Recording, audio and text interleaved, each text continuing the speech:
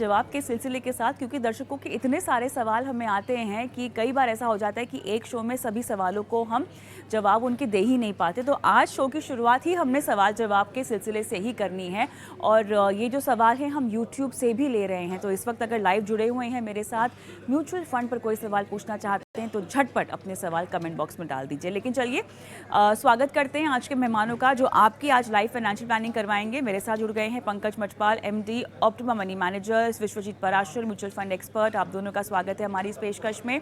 और जैसे कि मैं दर्शकों को बता रही थी, आप दोनों को भी बता दूं कि यूट्यूब के जो दर्शक हैं वो लाइव हमारे साथ जुड़े हुए हैं, तो उनके भी हम सवाल लेंगे। हो सकता है ये सवाल आपके पास पहले से मौजूद ना हो, तो यहाँ पर मैं आपको सवाल दूंगी और आप उनके जवाब दे दीजिएगा। लेकिन हमारे साथ पहले हमारे जो दर्शक हैं उनका मैं सवाल लूंगी जो फोन लाइन पर मेरे साथ है विश्वजीत जी के लिए। शिवांश कुमार। शिवांश, हाय, गुड इवनिंग। कहाँ से बोल रहे हो? हाँ, गुड इवनिंग मैडम।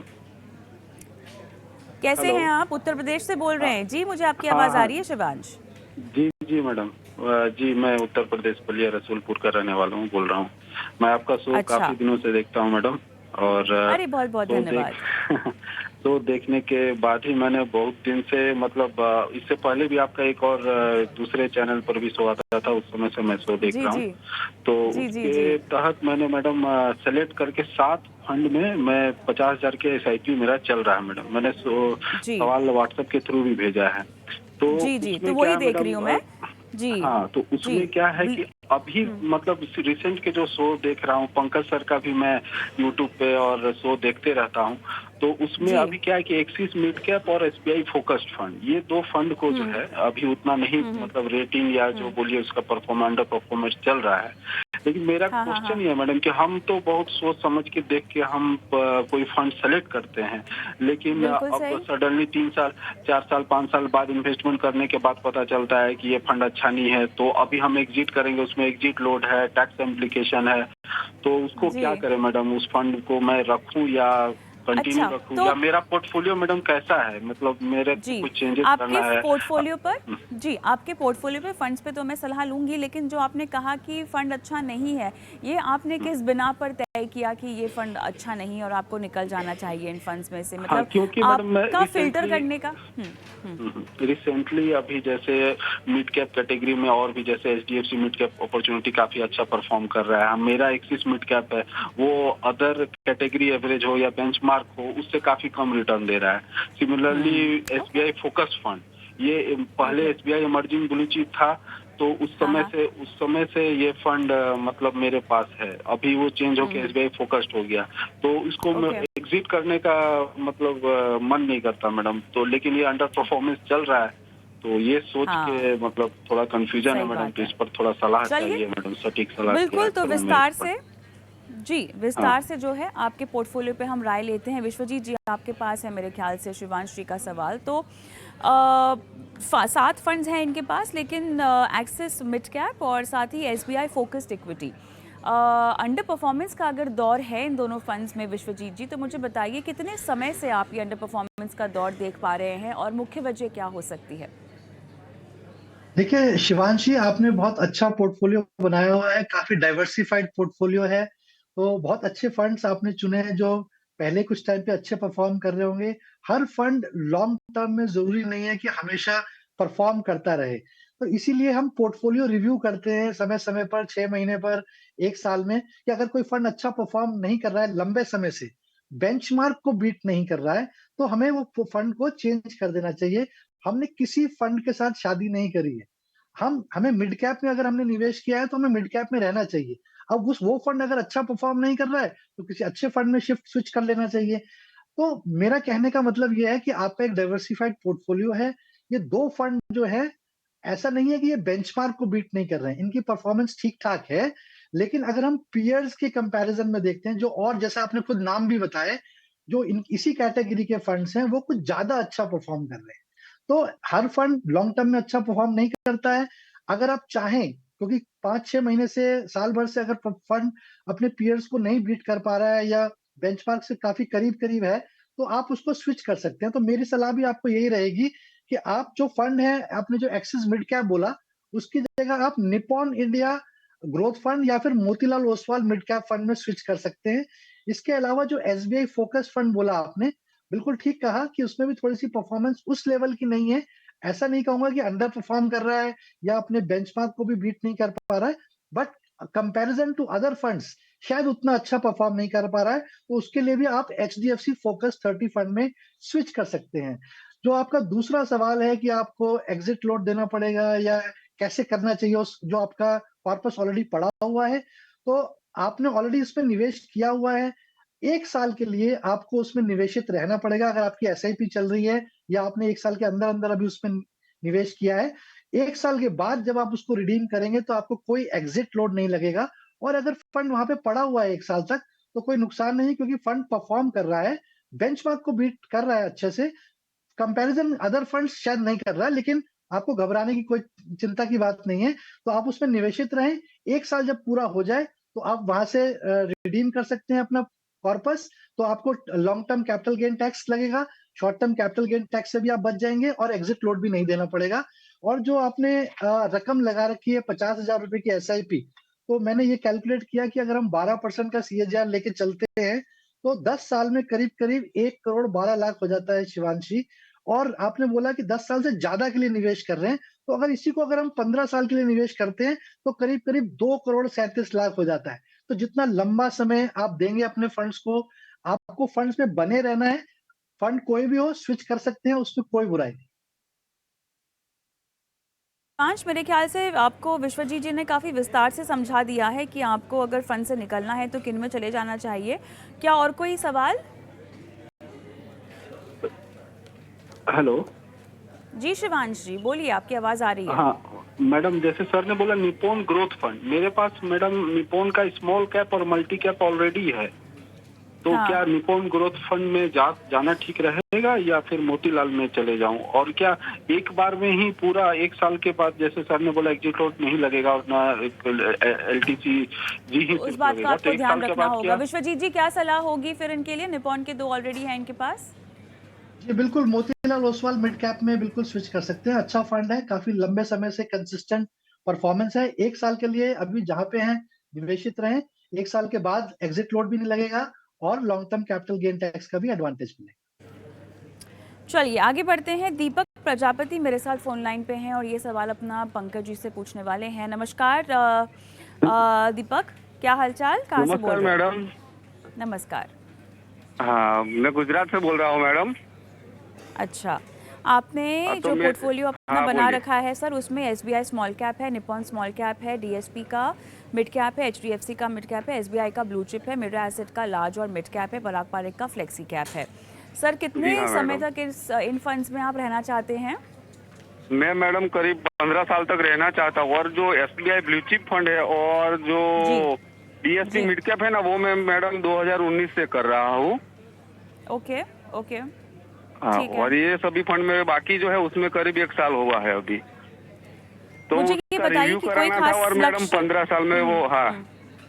हम्म कोई खास कॉर्पस दीपक आपको इकट्ठा करना है इन फंड्स में से? जी हाँ कुछ मैडम, अपने मुझे अपने बच्चे की पढ़ाई और फ्यूचर में अभी तो क्या मेरा हाउस तो है, लेकिन फ्यूचर में रिटायरमेंट का भी प्लान है। मैं टीचर में जॉब करता हूँ, गवर्नमेंट जॉब है मेरी। ठीक है दीपक, ओके। तो और दीपक अभी कितने मेरी 22 करोड़ साल की इकट्ठा जॉब करने बाकी हैं है फिर? मैडम। अच्छा अच्छा, तो कितने सीआर, कितने करोड़ इकट्ठा करने हैं? करीब मैडम 1.5 करोड़ के आसपास करना है मुझे। हो जाएगा 1.5 करोड़ में? रिटायरमेंट भी है, बच्चों की नहीं पढ़ाई हो भी है। पाएगा, लेकिन इतना मिनिमम रखा है, आगे क्या अभी तो मुझे चला नहीं है एसआईपी। ठीक है। नहीं चलिए हाँ, ठीक है, बताते हैं आपको कि इसके आगे भी हाँ। आप कैसे इकट्ठा कर पाएंगे। तो और पंकज कोई जी, फंड में कुछ फंड क्लैरिटी? का भी मैडम कोई हाँ, चेंज करना हो तो वो बता देना। बिल्कुल आपके पोर्टफोलियो को ही रिव्यू करवाते हैं। पंकज जी से जोड़िएगा मुझे पीसीआर। पंकज जी, तो अब थोड़ी सी क्लैरिटी आ गई है। 15 साल लगभग, रिटायरमेंट का भी लक्ष्य, बच्चों की पढ़ाई का भी लक्ष्य है। तो फिलहाल मोटा मोटा 1.5 करोड़ सोच रहे हैं, लेकिन मुझे ऐसा लगता है कि ये कम पड़ जाएगा। तो अगर गोल्स को रिवाइज करना हो तो किन किन बुनियादी बातों को ये अब ये ध्यान में रख लें, और फिलहाल जो फंड्स हैं, जो निवेश राशि है, वो कितनी पर्याप्त होगी? बिल्कुल। कविता जी जो आपने कहा बिल्कुल मैं सहमत हूँ आपकी बात से कि जब लंबे वक़्त की बात करते हैं, तो आपको हमेशा महँगाई दर जो है, उसका ध्यान रखना चाहिए क्योंकि ऐसे अच्छा लगता है कि 1 करोड़ 1.5 करोड़ करोड़पति बन जाते हैं। बट अगर आप बात कर रहे हैं 15-20 साल के बाद की, तो फिर उस वक्त पर तो वो 1 करोड़ रुपए की वैल्यू बहुत कम लगेगी आपको। तो इसके लिए आपको बड़ी पूंजी जुटानी चाहिए, वो बहुत इंपॉर्टेंट है। तो अगर मैं ऐसे कैलकुलेट करूं आपको 12% के हिसाब से, जो आप इन्वेस्ट कर रहे हैं इस वक्त 15,500, तो 10 साल में करीब करीब 35 लाख रुपए। और अगर आप 15 साल की बात करें तो करीब 70 लाख के आसपास इकट्ठा हो सकते हैं। तो आपको अमाउंट बढ़ाना होगा, और साथ ही अच्छा ये है, लंबे वक्त की बात कर रहे हैं तो स्टेप अप करना चाहिए। आपको साल दर साल अपने इन्वेस्टमेंट अमाउंट को एक फिक्स परसेंट से बढ़ाते रहना चाहिए। उसके अलावा जब भी पैसा और भी आए आपके पास, तब आप और भी टॉप अप कर सकते हैं। दूसरी बात, जहां तक सवाल है आपकी स्कीम्स का, देखिए आपके पास मिड कैप में 2 फंड्स हैं, एक डीएसपी मिड कैप और दूसरा है एचडीएफसी मिड कैप अपॉर्चुनिटीज। तो मैं कहूंगा कि डीएसपी से आप निकल जाइए और दूसरी स्कीम ऐड नहीं करनी है। एचडीएफसी मिड कैप अपॉर्चुनिटीज में कम है आपका जो अमाउंट है एसआईपी का, उसमें ही टोटल अमाउंट कर दें एक ही स्कीम में, तो भी अच्छा रहेगा। अच्छा फंड है, डाइवर्सिफाइड है इस कैटेगरी में, तो आप ये थोड़ा बदलाव कर लें, वो अच्छा है। दूसरी बात, एसबीआई ब्लू चिप फंड। हमने देखा है कि अक्सर लार्ज कैप कैटेगरी में हम देखें तो इंडेक्स फंड्स बेटर परफॉर्म कर रहे हैं compare to most of large cap actively managed funds. तो फिर ऐसे में एसबीआई का एक नया फंड आया है जो आज से ओपन हुआ है, SBI Nifty 50 equal weight index fund. तो मेरे हिसाब से यदि आप ब्लू चिप फंड से निकलकर उन्हीं के इंडेक्स फंड में आ जाएं, इक्वल वेट इंडेक्स फंड में, तो लॉन्ग टर्म के लिए ये बेहतर होगा।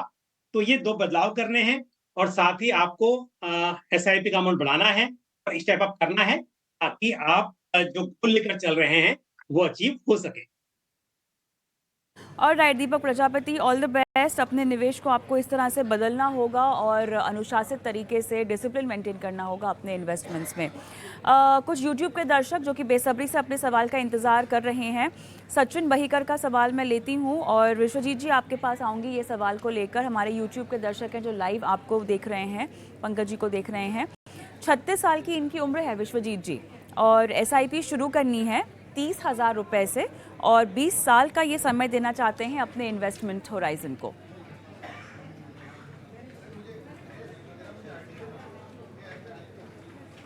जी बिल्कुल कविता जी, क्या मेरी आवाज आ रही है आपको? जी जी, मुझे आपकी आवाज़ आ रही है जी, 30,000 रुपए ये शुरुआत करना चाहते हैं और 20 साल का जी। लंबा पीरियड है, तो काफी अच्छा टाइम होराइजन है। तो मेरी सलाह ये रहेगी कि ये एक डाइवर्सिफाइड हेल्दी पोर्टफोलियो बनाएं जो अक्रॉस कैटेगरीज हो। जैसे कि स्टार्टिंग में ये HDFC large and mid cap fund ले सकते हैं, जिसमें कि 5,000 रुपए की एसआईपी ये वहां कर सकते हैं। इसके अलावा पराग पारिक फ्लेक्सी कैप फंड, यहाँ पर भी 5,000 रुपए की एसआईपी कर सकते हैं। इसके और ऐड करने के लिए हमें एक मिड कैप फंड ले सकते हैं, Motilal Oswal mid cap fund या फिर निप्पॉन इंडिया ग्रोथ फंड। तो इनमें भी 5,000 रुपए का निवेश कर सकते हैं। और एक प्योर लार्ज कैप फंड भी ले सकते हैं, जिसमें कि ICICI prudential blue chip fund है। तो ये 4 फंड हो गए। इसके अलावा एक small cap fund, Nippon India small cap fund ले सकते हैं। तो इसके अलावा एक वैल्यू स्टाइल फंड भी ले सकते हैं, जिसमें कि ICICI prudential value discovery fund. तो ये अक्रॉस 6 फंड ले लेंगे, 5-5 हजार की एसआईपी अगर निवेश करते हैं, तो एक डाइवर्सिफाइड पोर्टफोलियो हो जाएगा। अक्रॉस मार्केट कैप्स भी हो जाएगा, एएमसी वाइज भी हो जाएगा, और ज्योग्राफीज भी, क्योंकि हम पारंपरिक फ्लेक्सी कैप फंड भी ले रहे हैं जो कि यूएस के कुछ स्टॉक्स में निवेश करता है। तो हमने कोशिश करी है कि पोर्टफोलियो में थोड़ा लार्ज कैप की तरफ झुकाव ज्यादा है, क्योंकि फ्लेक्सी कैप में भी लार्ज कैप ज्यादा होता है।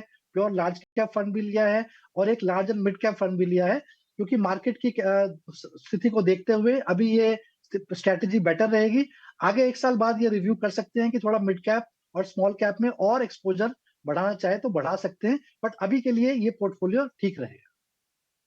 ऑल राइट, पंकज जी, कैलाश वाडेकर हैं हमारे यूट्यूब के दर्शक, एसआईपी कर रहे हैं पंकज जी ये कोटक के मिड कैप में 2,000 रुपये की, एक्सिस का स्मॉल कैप है 1,500 रुपये इसमें डाल रहे हैं, कैनरा बैंक का ब्लू चिप है 1,500 इसमें, तो ये 5,000 की एसआईपी हो गई 3 फंड्स में। उसके अलावा पराग पारिक का फ्लेक्सी कैप है 2,000, एचडीएफसी मल्टी कैप है ये भी 2,000, 3 महीने से शुरू की है और अगले 13 साल तक ये कह रहे हैं निवेश करते रहेंगे। तो इनके पास एक मल्टी कैप हो गया, एक फ्लेक्सी कैप हो गया, एक ब्लू चिप हो गया और एक मिड कैप है और एक स्मॉल कैप है। कविता जी, अच्छा पोर्टफोलियो है, स्कीम की चॉइस भी अच्छी है और वेल डाइवर्सिफाइड है। तो वैसे तो large cap, mid cap, small cap तीनों अलग अलग भी फंड्स हैं और मल्टी कैप के जरिए भी इनका एक्सपोजर इन तीनों कैटेगरीज में हो रहा है। और साथ ही जो फ्लेक्सी कैप फंड है अपने आप में एक अच्छा फंड है, हालांकि लार्ज कैप एक्सपोजर है लेकिन साथ में इंटरनेशनल एक्सपोजर भी है अराउंड 17% पारंपरिक फ्लेक्सी कैप फंड में। तो मेरे हिसाब से बिल्कुल अगर आप बात कर रहे हैं एक लंबे वक्त की, तो इन स्कीम के साथ आप बिल्कुल आगे बढ़ सकते हैं।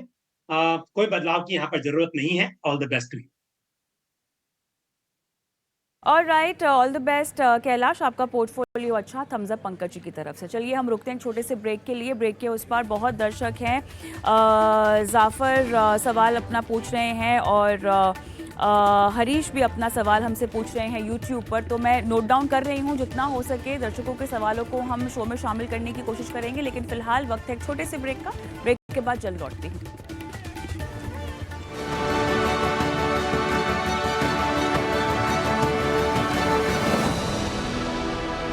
आपके सवाल हमने शो में शामिल करने शुरू कर दिए हैं और जो भी दर्शक सवाल देख रहे हैं, शो देख रहे हैं, सवाल पूछना चाहते हैं, इंतज़ार किस बात का, अपने सवाल कमेंट बॉक्स में डालिए और हम आपके सवालों के जवाब देंगे।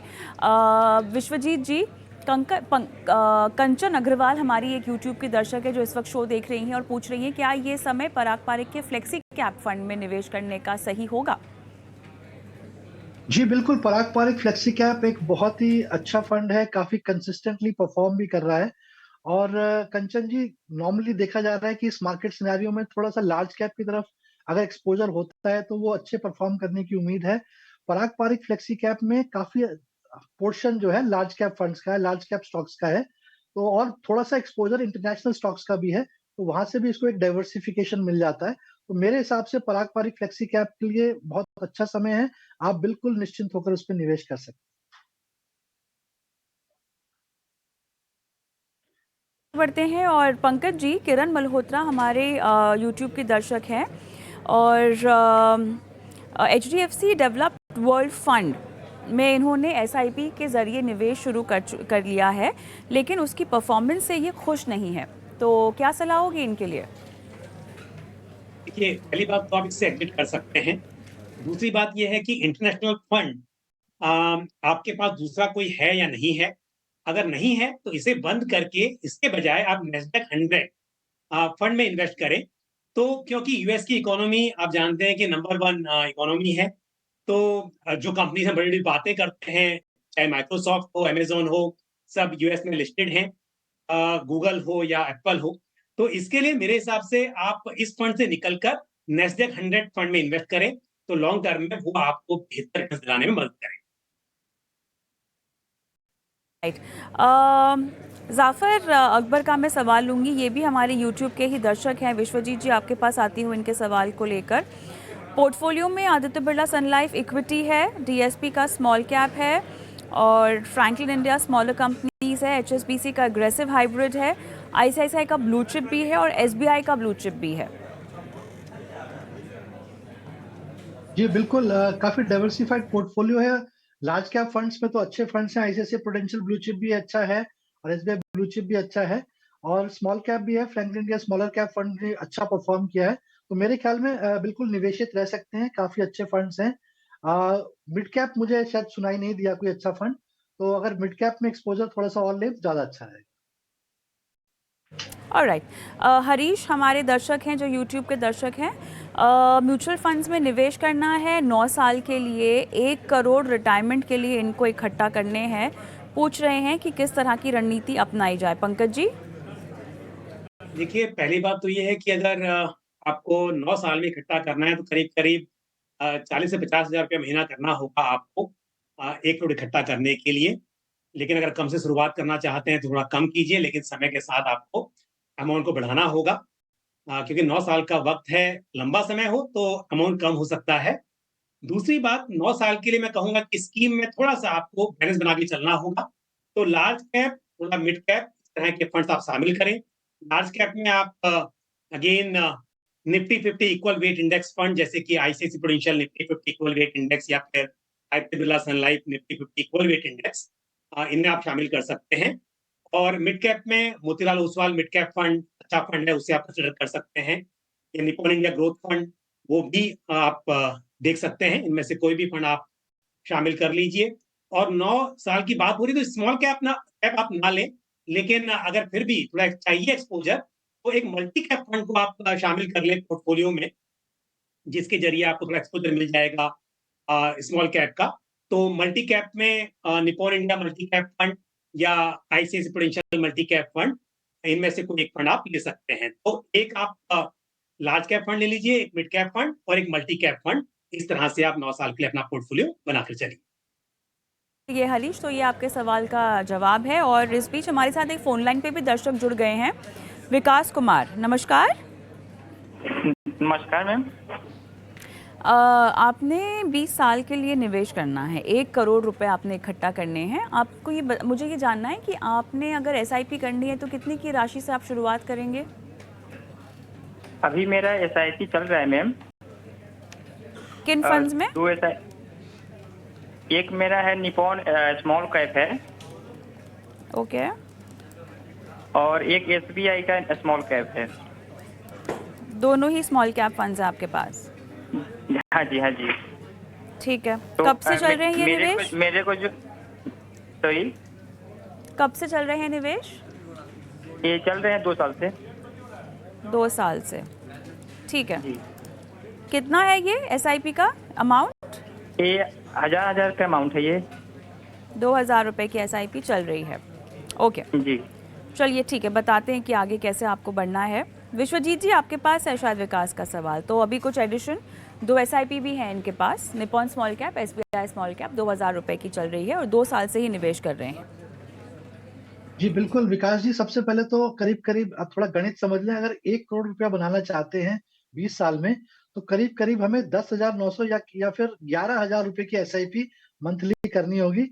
आप उसको स्टेप अप अप्रोच भी ले सकते हैं। अभी 2,000 की कर रहे हैं तो जितना बढ़ा सकते हैं हर साल उसको बढ़ाते रहें, ताकि आपका एक कॉर्पस बन सके 20 साल के बाद। लंबा समय है। 2 स्मॉल कैप फंड्स हैं, तो मेरे हिसाब से अभी आपको लार्ज कैप फंड की आवश्यकता है। एक तो ICICI Prudential blue chip fund में निवेश कर सकते हैं। इसके अलावा HDFC large and mid cap fund का सपोर्ट ले सकते हैं, और फिर Parag Parikh flexi cap fund. तो ये 3-4 फंड्स हैं, इसमें आप निवेश करें तो मेरे ख्याल से एक डाइवर्सिफाइड पोर्टफोलियो भी बन जाएगा और आप अपने लक्ष्य के करीब भी पहुंच जाएंगे। तो जितना हो सकता है उतनी अपनी एसआईपी की राशि बढ़ाएं, क्योंकि करीब करीब 11,000 रुपए की एसआईपी चाहिए, तब जाके आप 1 करोड़ तक पहुंच पाएंगे। तो यहाँ पे आपको एसआईपी की राशि जो है वो बढ़ानी होगी। इसी के साथ रुख कर लेते हैं झटपट निवेश के गुरु मंत्र की ओर।